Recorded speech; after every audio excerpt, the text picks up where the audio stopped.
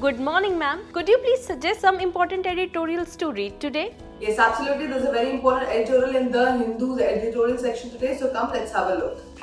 The editorial is the India-New Zealand FTA unlocking growth. Now, India and New Zealand have signed a free trade agreement (FTA), and FTA means two countries agree to reduce or remove taxes, which are custom duties on goods, and make the trade easier. This deal helps both the sides without compromising their core interest. India will get better access to New Zealand and New Zealand's market for its product like pharmaceuticals, textiles, engineering goods, and services.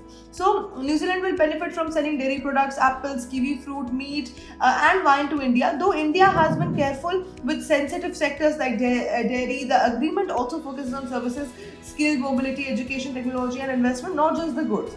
It builds the trust, improves rules, reduces paperwork, and encourages companies to invest. Overall, it shows India as a reliable and confident global trade partner that wants growth but also protects its domestic interests. Now, let us have a look at it.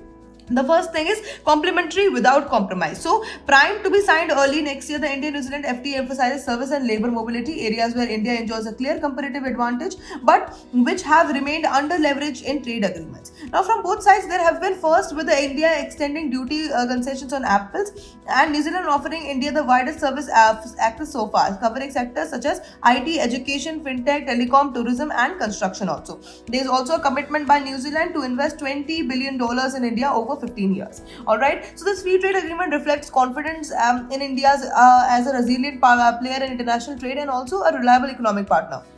New Zealand has agreed to eliminate duties on 100% of its tariff lines, giving duty-free access to all Indian product exports, while India has offered market access on 70% of its tariff lines. Benefits could accrue to India in labor-intensive sectors like textile, apparel, leather, engineering goods, pharmaceuticals, and farm products. Also, duty-free intermediate inputs such as wooden logs, cooking coal, metal waste, and scrap would lower manufacturing costs for the final products, especially in steel, engineering goods, and construction.